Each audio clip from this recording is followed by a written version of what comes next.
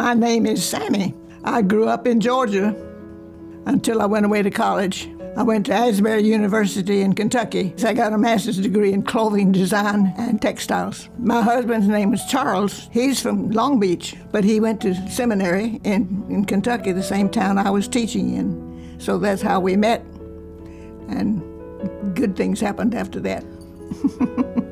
I was brought up in a Christian home, and I felt, as the years went by, I felt called to do in some foreign country. My husband and I were in Guatemala for a total of 40 years. The Guatemalan people are very, I say, beautiful, kind, respectful, wanting to learn, so it was a happy time.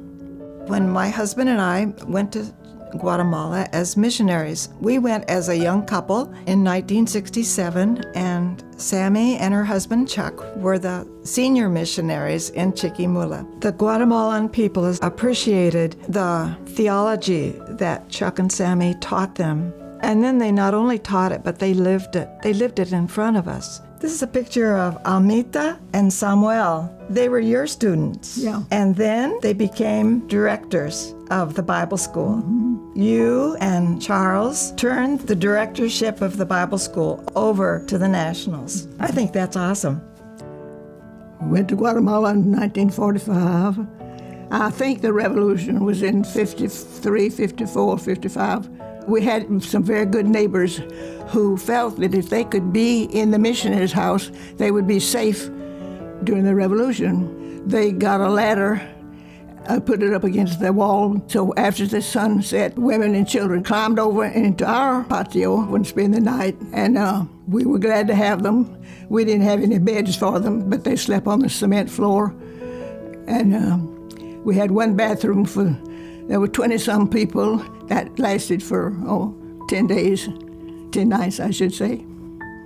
One of the lessons I've learned, faith can help you overcome the greatest fears.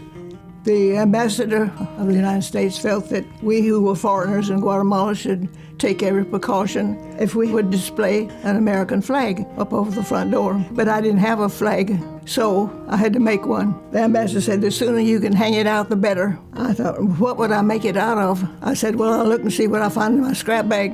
One is grosgrain ribbon, and this is an old sheet, and I don't know what the blue came from. And my daughter, who was about 6 years old, said, Mother, let's don't put so many stars on it. I said, well, if you're going to make a flag, you got to make it right. And she said, let me help, Mommy. 6 years old. I don't like that red, let's use pink. No, I said, we can't use pink in the U.S. flag. We put these little hooks on here. They came off the broomstick.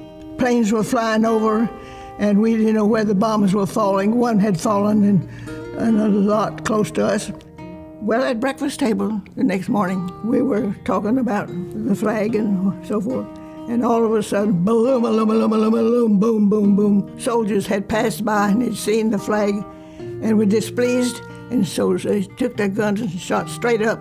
And these bullet has 6 or 5 bullet holes. That's where these brown spots are. I can just picture in my mind where that flag hung and what it looked like in the street that those soldiers came up and down. The oldest one was 6. She had been learning to read the Bible in English, and so she came across this verse, what time I'm afraid I will put my trust in thee.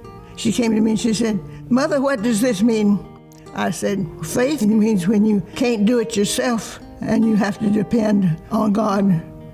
She truly lived what she preached and what she taught, and she was a wonderful example for me.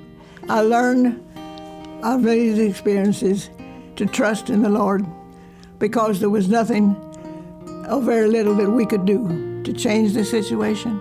Roundtree Gardens, there is an atmosphere, a Christian atmosphere of care and love, peace. Peace. We have peace here at Roundtree, and you can sense that when you come on the campus. I've lived in Roundtree Gardens for 22 years, and it's comfortable. They take good care of us. Things that they believe and stand for and the faith that they have is encouraging to us. It gives you a satisfaction to know that they really care and they really know what they're doing and they want to help. It's a great feeling, and we are very thankful that we can live here.